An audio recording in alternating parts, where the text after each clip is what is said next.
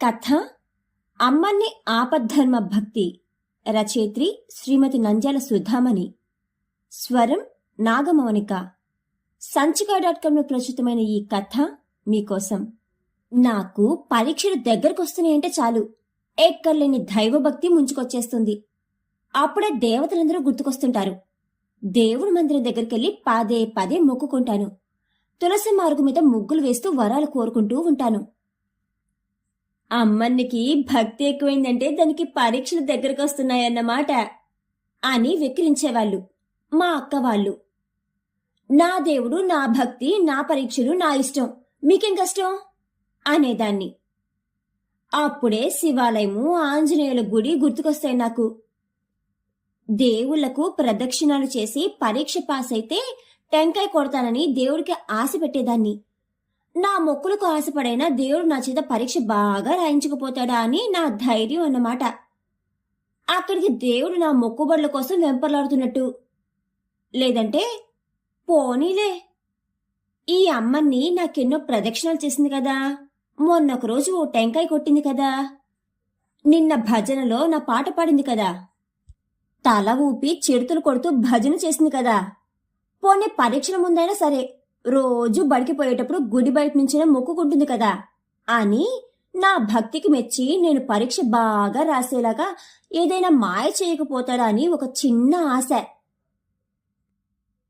కొన్ని భక్తి కథల్లో చెప్పినట్టు నా భక్తికి మెచ్చి ఆయనే వచ్చి నా పెన్నును ఆవహించి పరీక్షలు రాసేసినా రాసేయచ్చేమో అని అంతరంతరాల్లో ఒక ధీమాతో ఉండేదాన్ని. మరి పెద్దమ్మ చెప్పిన సక్కుబాయి కథలో, చూసిన సినిమాలో ఆమె తన అత్తగారి ఆజ్ఞ ప్రకారం బస్తాల కొద్ది గోధుమలు విసరలేక శ్రమ పడజాలదయా హృదయ అని పాట పాడి స్పృహ తప్పి పడిపోతే పాండురంగుడు వచ్చి గోధుమలు విసిరిపెట్టలేదా ఏమి? మీరాబాయి కృష్ణునిపై పాటలు పాడుకుంటూ పూజ చేసుకుంటూ ఉంటే ఆమె భర్త విషపాత్రుడు పంపి ఆమెను విషాన్ని తాగమని ఆజ్ఞాపిస్తే అది పాయసంగా మారలేదా? ఆ భక్తుడెవరి కోసమో చోఖా మేళా అనుకుంటూ కృష్ణుడు చెప్పులు కుట్టిపెట్టాడు కదా. ఇంకా ఎంతమంది భక్తుల గురించో భక్త లీలామృతం పుస్తకంలో రాసినది పెద్దమ్మ చదివి వినిపించింది కదా. నేను మాత్రం అంతకు తక్కువదన్నా ఏమన్నా? నేను ఆ మాత్రం విలువ చేయనా? నా భక్తి మాత్రం అంతకు తక్కువైనదా అన్న ఆత్మవిశ్వాసం నాకు ఎక్కువగా ఉండేది. ఎందుకంటే దేవుడు ఆ మాత్రం సహాయం చేయకపోతే కాళ్ళు పీకేటట్టు అన్నేసి ప్రదక్షిణాలు ఎవరైనా ఊరికే చేస్తారా ఏమి? అయినా మనం ఎవ్వరూ పోలేదనుకో, దేవుడు ఒక్కడే రోజల్లా గుళ్ళో ఏం చేస్తాడు? బోర్ కొట్టదా? భక్తులెవరూ రాకుంటే ఆయనకు మాత్రం ఎట్లా తోస్తుంది పాపం? భక్తుల కోసం కాకుంటే భగవంతుడు ఎందుకు? అయినా నాలాంటి పిల్లల కోరికలు తీర్చకపోతే దేవుడికి ఇంతింత పెద్ద గుళ్ళు, గోపురాలు కట్టడము, పూజలు, పునస్కారాలు చేయడము, పాటలు పాడటము, భజనలు చేయటము ఎందుకట? మరి నాలాంటి పిల్లలకు పరీక్షలో సాయం చేయకపోతే దేవుడికి టెంకాయలు ఉట్టి పుణ్యానికే కొడతారా ఎవరైనా? టెంకాయ ఏమైనా ఊరికే వస్తుందా? 10 పైసలు పెట్టాలా? దేవుడు మనకేం సహాయం చేయకపోతే మనకి అనవసరపు ఖర్చు ఎందుకట? ఇది నా ఆలోచనలో సాగే దైవభక్తి ప్రవాహం. నిజానికి పరీక్షలు దగ్గరకొచ్చేదాకా నేనేం చదివానో నాకే గుర్తుండదు. టీచర్ అని చెప్పారో గుర్తుండదు. ఎప్పుడు లైబ్రరీ పుస్తకాలే గాని బడి పుస్తకాలు ఎప్పుడైనా తెరిచేది ఉంటే కదా. పుస్తకాలనే తిరిగేస్తుంటే ఏదో ఆయోమయంగా ఉండేది. అప్పటికప్పుడు అక్క వాళ్లతో చెప్పించుకొని ఏదో ముక్కును పట్టుకుని పోయి రాసేయడమే. లెక్కలైతే నాకొక్క ముక్క కూడా అర్థమయ్యేవి కావు. ఎన్నిసార్లు చెప్పినా లెక్కలు నెత్తికెక్కేవే కాదు. అందుకే పెద్దమ్మ అనేది, ఎల్లుండి లెక్కల పరీక్షనా? ఓయమ్మో, అది గాండివో ఎత్తడం వంటిది కదే, ఎట్లా చేస్తావి అమ్మని అంత పెద్ద లెక్కలు? అయినా బుద్ధి లేకుండా ఇంతోటి చిన్న చిన్న పిల్లలకు అంతంత పెద్ద లెక్కలు ఎందుకు ఇస్తారో ఏమో ఈ అయ్యవార్లు. వయసుకు తగినట్టు చిన్న చిన్న కథలు, లెక్కలు చెప్పాలి గాని. సర్లే, నేను ఎల్లుండి బెండకాయ కూర చేస్తాలే, అది తిని పరీక్షకు పోదోలే. ఇట్లా సాగేది పెద్దమ్మ ధోరణి. బెండకాయ కూర తింటే లెక్కలు బాగా వస్తాయన్నది పెద్దమ్మ నమ్మకం. పాపం, మనం సరిగ్గా చదువుకోకుంటే బెండకాయ కూరని చెయ్యలేదని పెద్దమ్మకు తెలియంది కాదు. నాకు ఏదో విధంగా సహకరించి నాకు ధైర్యం, విశ్వాసం కలిగించి నన్ను ఈ గండం నుంచి గట్టెక్కించాలన్న తాపత్రయం ఆ పిచ్చి తల్లిది.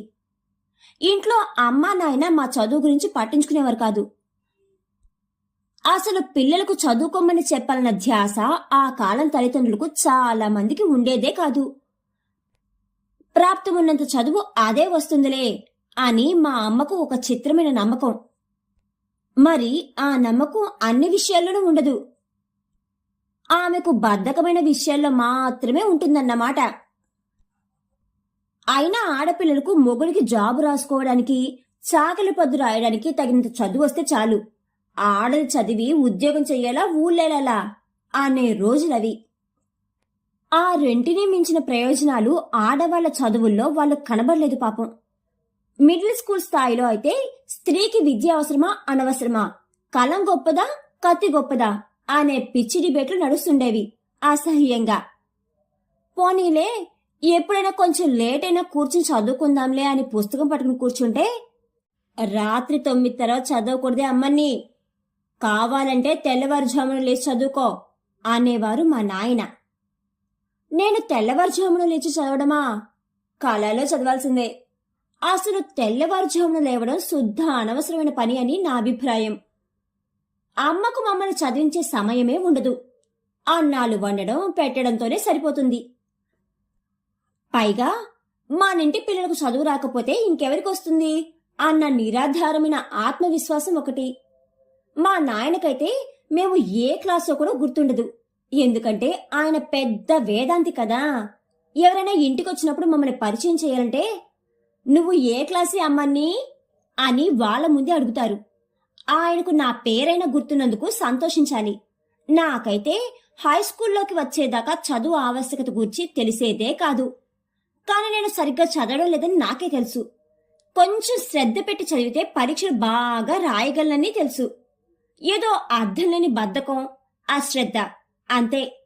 ఎవరు సరిగ్గా గైడ్ చేసేవాళ్ళు లేని పరిస్థితి, చదువు ఆవశ్యకతను గుర్తెరగలేని నిస్సహాయత అంతే. ఒక్కోసారి పరీక్షల భయం నా మనసులో గూడు కట్టుకుని దిగులుతో అన్నం సహించేది కాదు.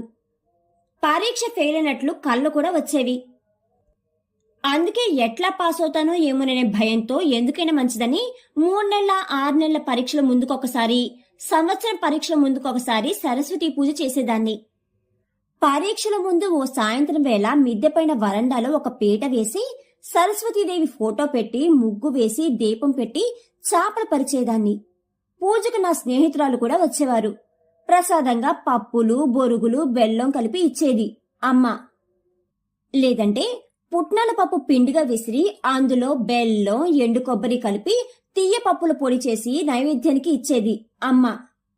పిల్లలందరం కలిసి వచ్చిన శ్లోకాలు, పద్యాలు, పాటలు అన్నీ గట్టిగా టాపు లేచిపోయేటట్టుగా చెప్పేవాళ్ళం. ఎంత గట్టిగా చెబితే మా విన్నపం అమ్మవారికి అంత బాగా వినపడుతుందన్న భావమేమో. మా గోల భరించలేక అమ్మవారు చెవులు మూసుకుని ఉంటుందేమో మరి. ఈసారి పరీక్ష ఎట్లాగైనా ప్యాస కావాలని సరస్వతీదేవికి ముక్కులు మొక్కేవాళ్ళం.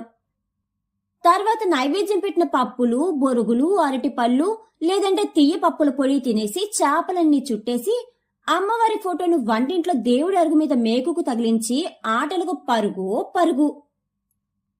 నేను పూజ చేసేటప్పుడు అటుగా వచ్చిన మా నాయన నన్ను చూసి ఎగతాళిగా నవ్వేవారు. అమ్మన్నికి పరీక్షల భక్తి వచ్చిందే అనేవారు. తప్పే ఉంది పూజ చేస్తే? నన్ను చూస్తే అన్నింటికీ అందరికీ ఎగతాలేనా? పరీక్షలప్పుడు భక్తి రావడం మంచిదే కదా.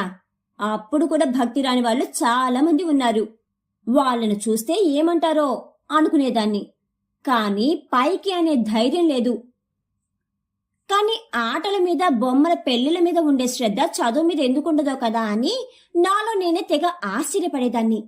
సినిమా కథలు, కథల పుస్తకాల్లోని కథలు గుర్తున్నట్టు బడి పుస్తకాల్లోని విషయాలు ఎందుకు మనసులో నిలవో కదా అని మనసులోనే ఆవురా అని ముక్కు మీద వేలేసుకునేదాన్ని. పరీక్షల ముందు, పరీక్షల రోజుల్లో తప్పక రోజు సాయంత్రం శివాలయానికి నేను, నా స్నేహితురాళ్ళు కలిసి వెళ్లేవాళ్లం. అక్కడ గుడి ముందు కొన్ని గదులుండేవి. ఓ గదిలో కనకమ్మ అనే ఓ పెద్దావిడ ఉండేది. ఆమె గదిలో ఒకవైపు జడలమ్మగారు అనే ఓ పెద్దావిడ ఫోటో ఉండేది.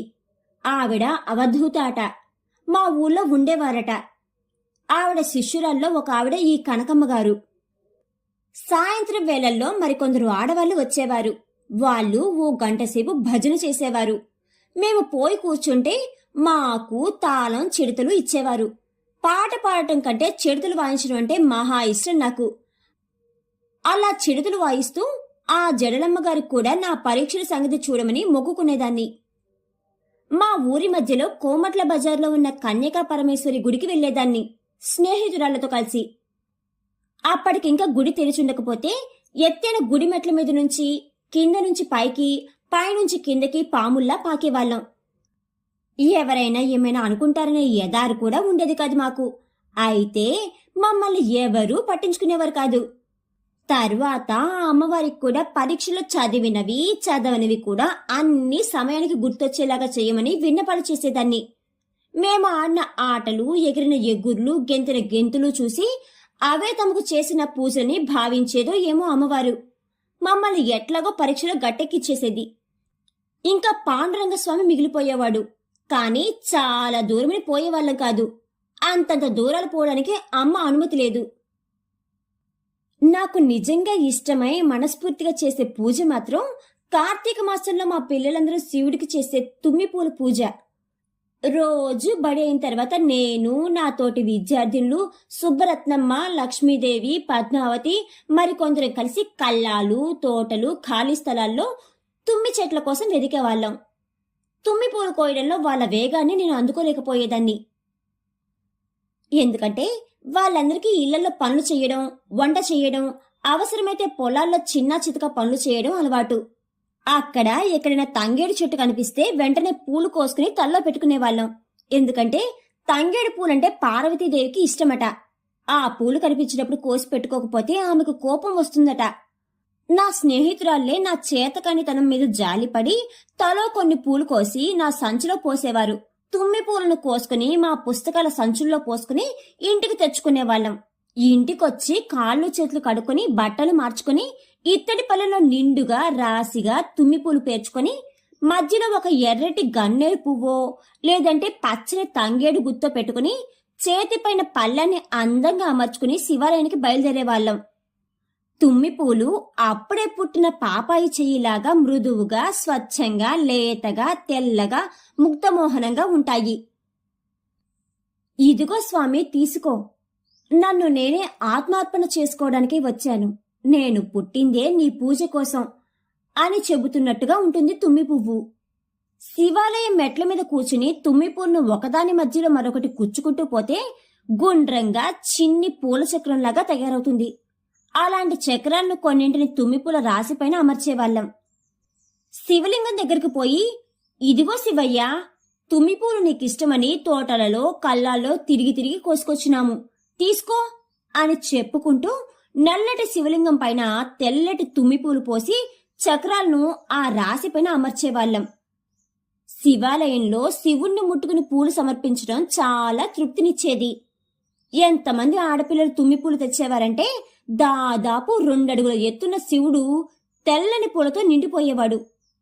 నల్లటి శివుడి పైనుంచి తెల్లటి తుమ్మిపూలు జలజల జలపాతంలా జాలువారి పానవట్టం పైన పడుతుండేవి. పానవట్టం మొత్తం పూలతో నిండిపోయేది. అక్కడి నుంచి పకపకా నవ్వుతున్నట్టు జారి కింద పడుతుండేవి. ఆ దృశ్యాన్ని చూడటానికి 2 కళ్ళు చాలవనిపిస్తుంది నాకు. శివుడు కూడా ఈ చిన్నారి భక్తురాల నిష్కల్మష భక్తికి కరిగిపోయే ఉంటాడు. అభం శుభం తెలియని చిన్ని చిన్ని కన్ని పిల్లలు నిర్మలంగా నిష్కామంగా చేసిన ఈ పూల సేవకు సమర్పణకు స్వామి ఎంత పొంగిపోయి ఉంటాడో. ఆ లేత పిల్లల స్వచ్ఛమైన భక్తికి మెచ్చి మాకు తెలియకుండానే శివుడెన్ని వరాలు అనుగ్రహించి ఉంటాడో. ఆటలో భాగంగా భక్తిని చిన్నపిల్లలకు మప్పిన ఆ సంస్కృతి నేడు ఆ పల్లెటూళ్లలో ఉందో లేదో మరి. చిన్ననాటి తుమ్మిపూలను నేనైతే ఇప్పటికీ మరచిపోలేదు. మా బాల్కనీలోని కుండీలో తుమ్మి మొక్కను పెంచుతూ తుమ్మిపూలను కార్తీక మాసంలోనూ మొక్క పూలు పూసినని రోజులు శివుడికి సమర్పిస్తూనే ఉంటాను. కథ కంచికి మనం ఇంటికి. రచయిత్రి నంద్యాల సుధామణి గారిచే రచించబడి సంచిక.com ప్రచురితమైన అమ్మన్ని ఆపద్ధర్మ భక్తి అనే ఈ కథ కనుక మీకు నచ్చినట్లయితే please like, share and subscribe to our channel.